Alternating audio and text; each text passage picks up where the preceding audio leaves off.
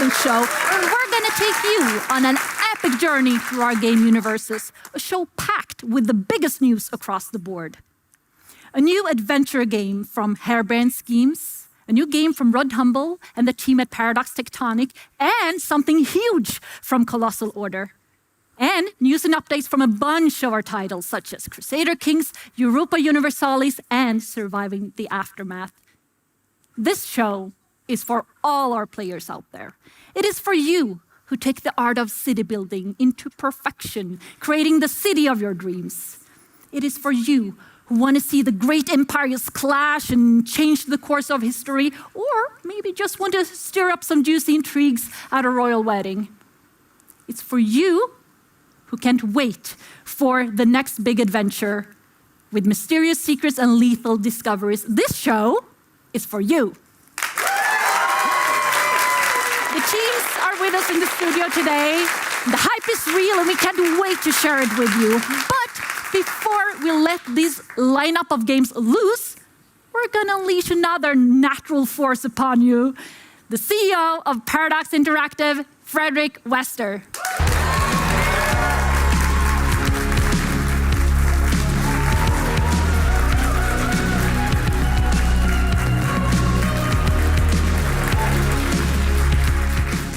So first and foremost, welcome to you all who's logged in from across the globe. We're super happy to show this to you today. And I think we've all had a secret at once that we've been dying to tell the world, but we just haven't been able to. Maybe we've been prevented by the rules of the stock exchange, or maybe you've had a project that just hasn't reached the state where you feel comfortable enough to show it to the world. We know exactly what you feel like. But here today, luckily, we have a couple of projects who reached that stage. So we're going to show you a handful of new games. We're going to show you a range of DLCs and updates for our current games. And we're obviously going to update a couple of the games that we've already announced but are yet to be released. But you're not here to hear me talk, obviously. You're here to watch the games. So let's just move on to it. And here's the first trailer. Very difficult. Never have I seen a lock this complex. Only a true master could. I got it. Ooh, only a true master, huh? Exactly. These fingers are the pride of Cairo. Did I ever tell you about the time? Are those famous fingers done yet? Corporal, check that out!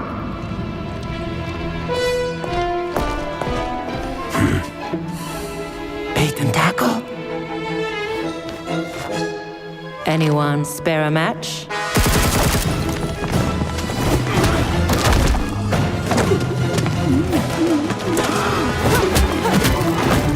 Well, what do you know? Didn't even get to use my gun. There are other ways to solve problems, you know? Well, there are lots of solutions out there. Wrestling, punching, and Running? Latif! Oh, plan C again?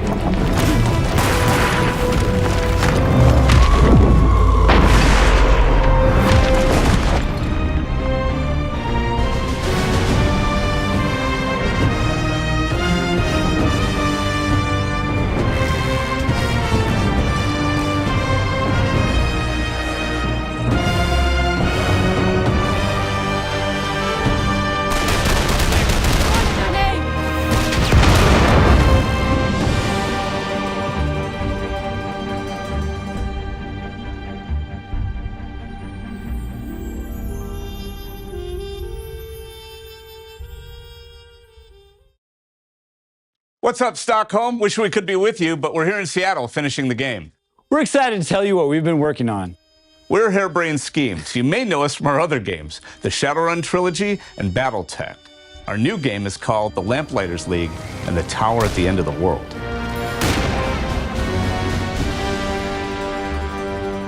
It's 1932, and a secret occult war is nearly lost. The forces of evil are so close to victory, claiming the very source of magic itself. The best of the best are all dead, so you'll need the best of the worst. Thieves, scoundrels, cutthroats, and traitors to stop them. Just like our other games, The Lamplighters League features turn-based tactical combat. But unlike our other games, this one adds a real-time infiltration phase. In real time, you'll scout the enemy, exploit the position before deciding that things are going to get loud. I like lowering the risk. So I'll go around and I'll pick off key enemies that I don't want in my fight. So I get to pick and choose how I engage. You can just steamroll your way down one way or increase your options. It kind of really depends on how you want to play. You never seem to run out of like the depth of choice, right? And it's constantly surprising. And even when things look really dire, you can like snatch victory from defeat. You can also snatch defeat from victory, but like, you know. I do think one of my favorite things about the gameplay is that combinatory factor, is finding those combinations, not just of characters bouncing off of each other, but how can I use the environment? What combination is best for this mission compared to another mission? I really, really appreciate the focus on story and the focus on character. And the ability to kind of see these people change and grow over the course of the game. I like the mix of a problem to solve to keep these characters alive while I grow more attached to them every mission. They're very human and they don't come together without friction, so it's pleasant to watch them interact with each other as they try and get out of tough scrapes. Yeah, we made it so that they all have things to say to each other, both on and off the field. You know, we really tried to make them as much of a team, a reluctant team at first, but a team as possible. Everyone here are the best of the worst, so to speak. They are rogues. These are not the people you look to save the world. It is about them doing what they have to do to survive and doing what they have to do to really just get ahead. When you play and you try different characters, you know, I've said it before, but it's kind of a new experience every time.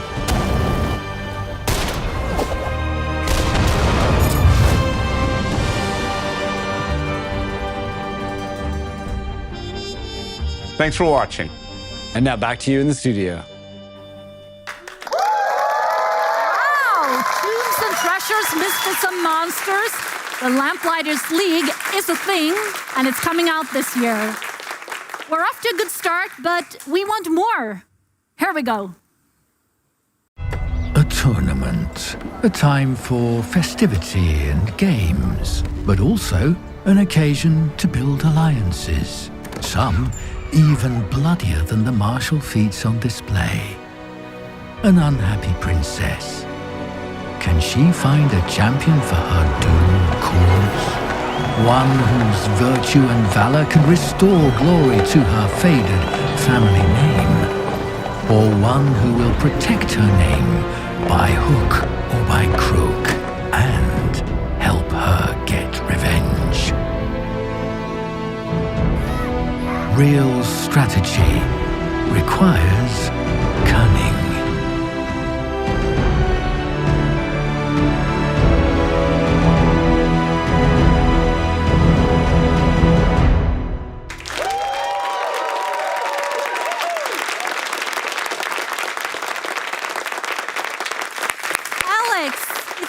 Like you're really giving the role players out there what they want. We are indeed. This expansion is full of things for the role players. You can take your entourage and set out on the road, go on a great tour across your realm, or set off to foreign realms to participate in tournaments, among other things. Wow, that sounds like a lot of fun. What will you be able to do more exactly? You will be able to become the grand champion of tournaments by going to various realms and participating. Of course, there's a lot of other things. You can take out some extra taxes from your vassals on a grand tour. You can arrange grand weddings. What do these all have in common? Intrigue. Intrigue. Well, it wouldn't be Crusader Kings without it, right? How can I use these sort of festivities and events to my advantage? You can, for example, enact vengeance upon your rivals by inviting them to a feast or a wedding and eliminating their entire family. Or you can just show the world how grand you are and that you are the best at tournaments. All right. Well, what will happen exactly if I win a tournament? Well, winning is quite hard, and there are many other reasons to go there, of course. If nothing else, hosting it will make you seem incredibly grand. And then if you manage to win, you will increase your skills and you can impress most people in the world. All right. But what will we wear? What about the fashion? We are introducing armor through the ages and fashion specifically showing the early and late Western ideals of the time. All right. Interesting. So you also are going to drop some free content Naturally. together with this, yeah? So when you set out on a journey, on a travel to faraway lands, a regent will rule in your stead. And of course, you can also be this regent, which means that you have plenty of opportunities for underhanded and some peaceful ways of taking over a realm. All right. When will we be able to play this on PC? So we do not have a date yet, but you can wishlist now. All right. Well, you heard him. Go over there, wishlist the game. But what about the console players? This spring, the console players will have access to the Royal Court. All right. Well, thank you so much, Alex. Thank you. We are always on the quest to find the Paradox games of tomorrow. And there's plenty of up-and-coming developers out there who share our love for endlessly replayable experiences. And we have created a special mission unit who are on a mission to show and find the next thing. And this is what's next for Paradox Arc.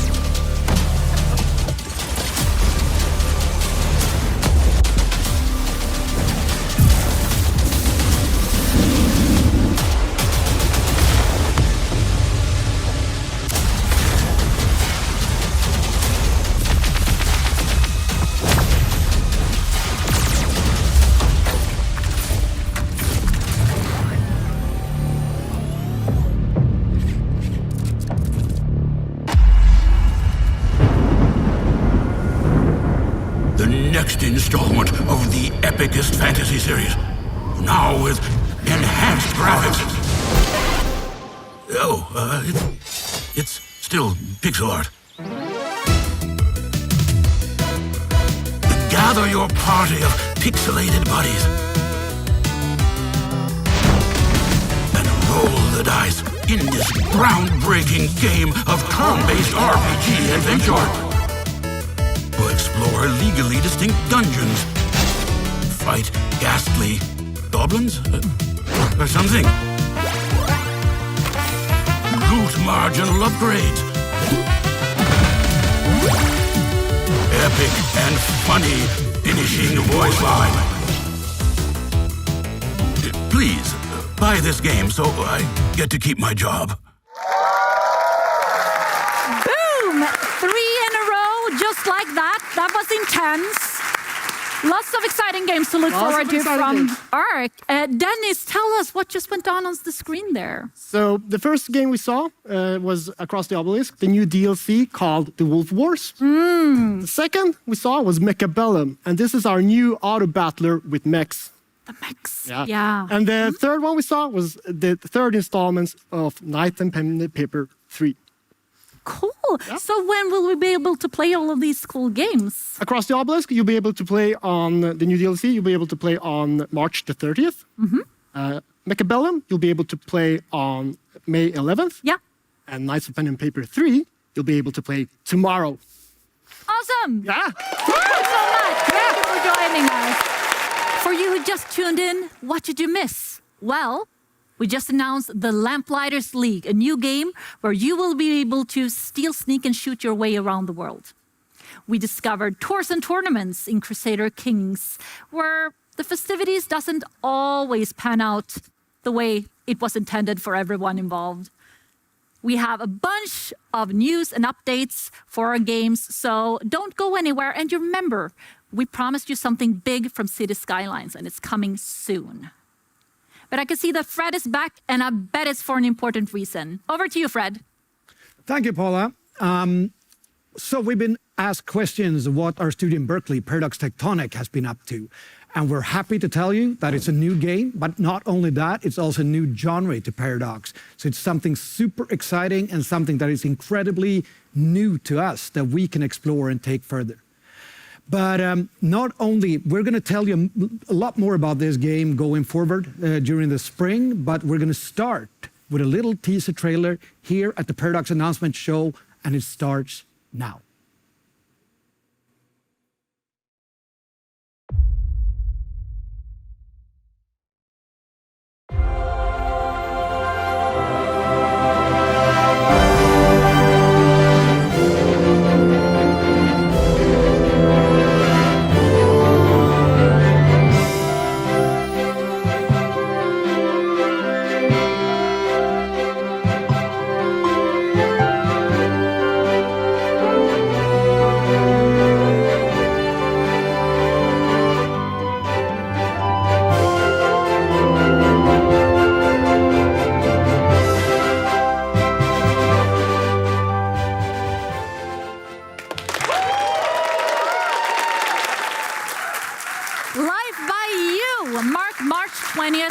Calendar for the announcement event, and subscribe to the YouTube channel. You will have this teaser trailer there too for you to analyze and dissect. Now, this.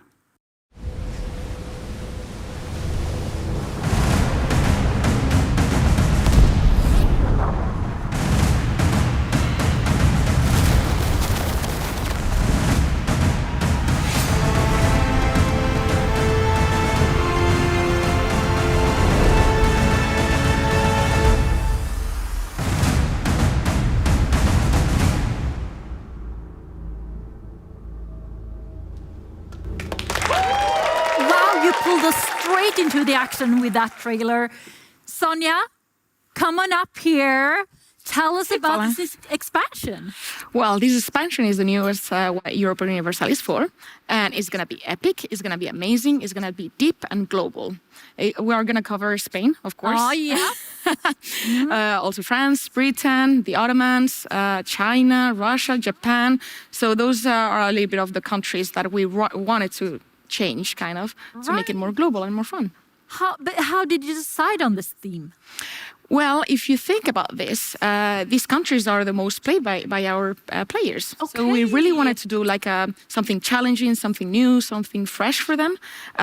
So we really wanted to change the whole experience for them, so they kind of feel that we wanted to give some love. Yeah, thank you for that.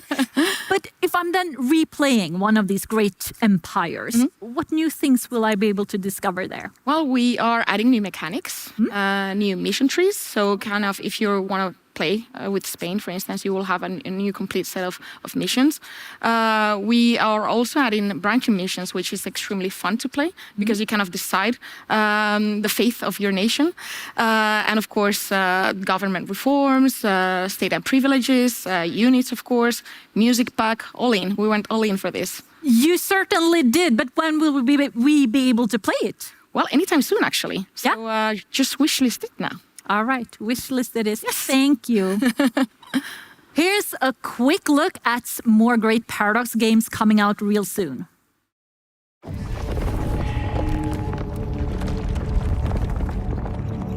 A power older than time has returned.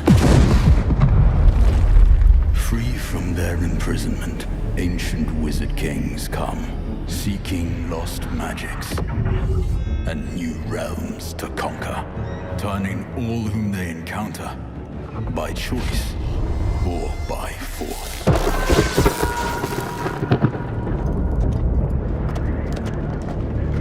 Through strife champions arise. New unities are founded. And powerful arcane knowledge unlocked. As gods and mortals clash, the forces unleashed will shape a new age of wonders.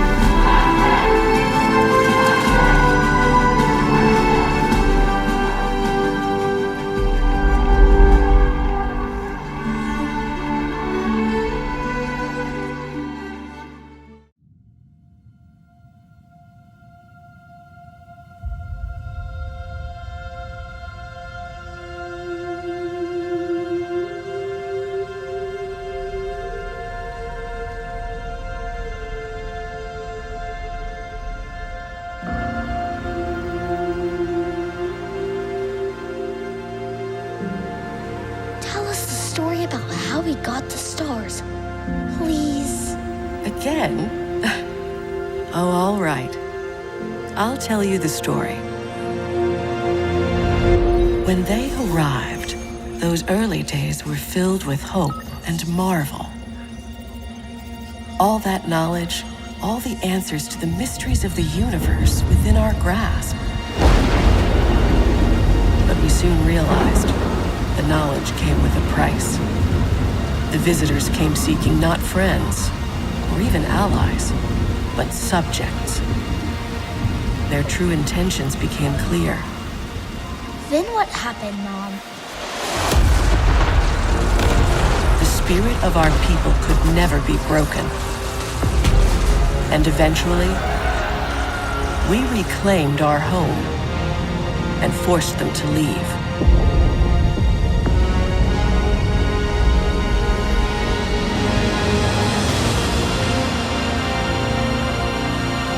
Will they come back? They are still out there. But the next time we meet them, we will be prepared.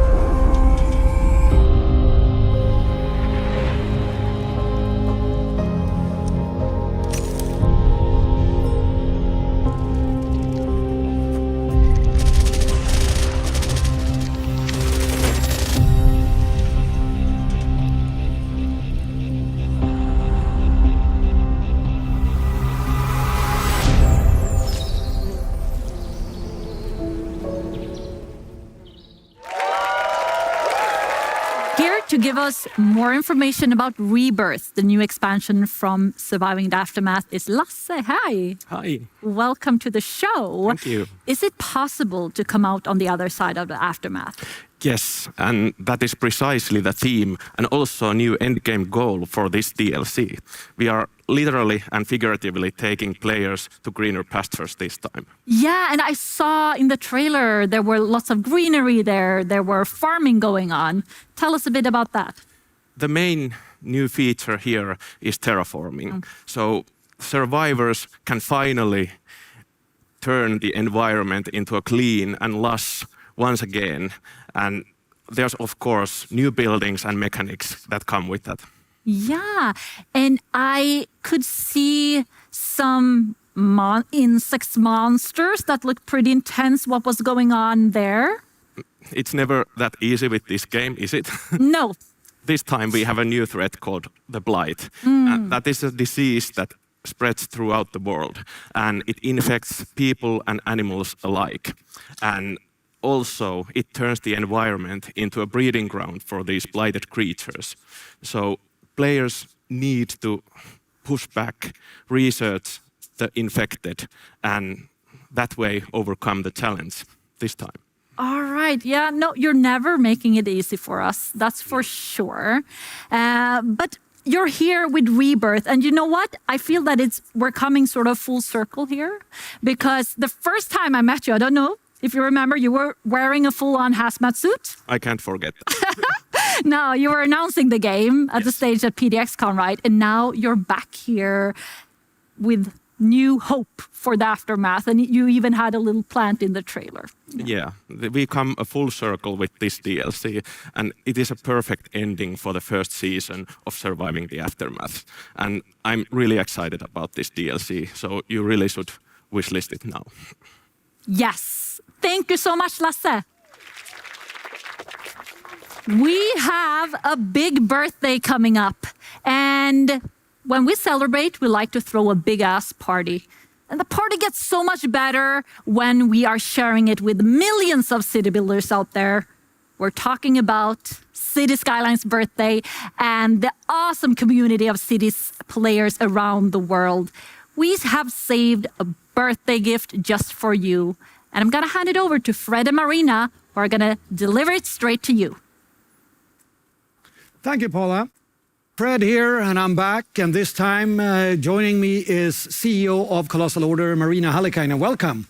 Thank you so much, Fred. I am so happy to be here. And we have been working together for the longest of times, right? We have. I still remember that demo you sent over to us in 2009, I think it was. So time flies, huh?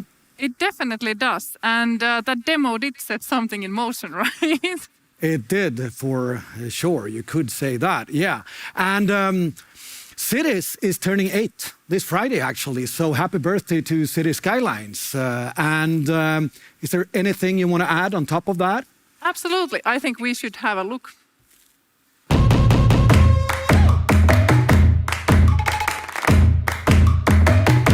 Happy birthday, City Skylines. Maligayang kaarawan, City Skylines. Hola, soy Leal y feliz cumpleaños a Cities Skylines. I wish City Skylines a happy birthday. Happy birthday, City Skylines. Happy 8th birthday, City Skylines. Happy birthday, Cities. Happy birthday, City Skylines.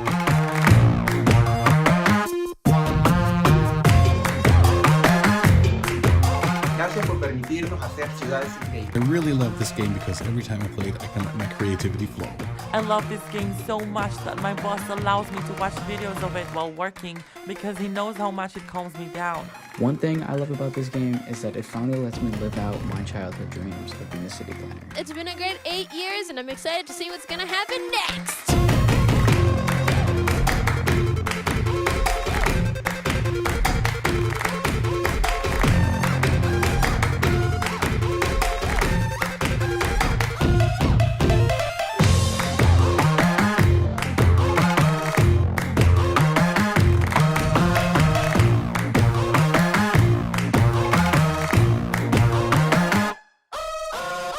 Wow, what a game and what a community.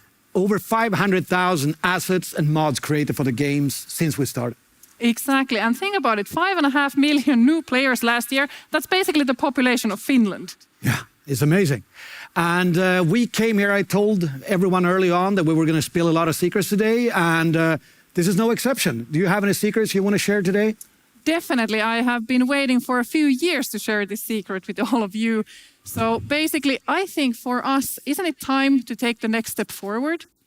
I most definitely think so.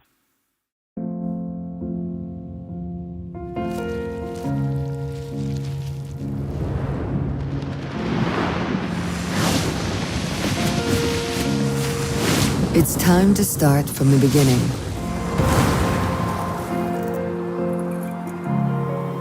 Yet evolve into something new.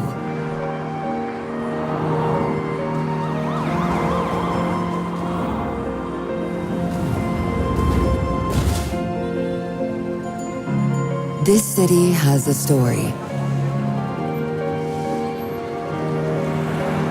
Envision a world created by you.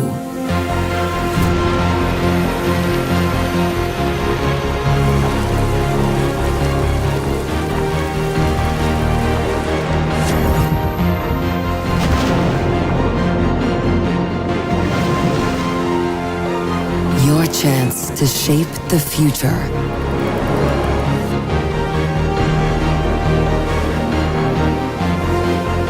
To create and inspire.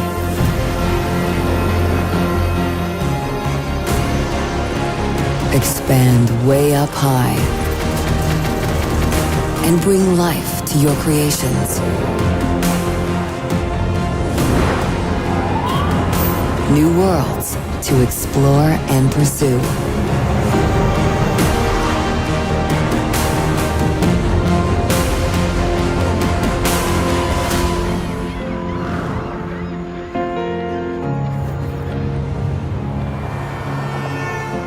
Here, you are the visionary. You are the creator. You make cities.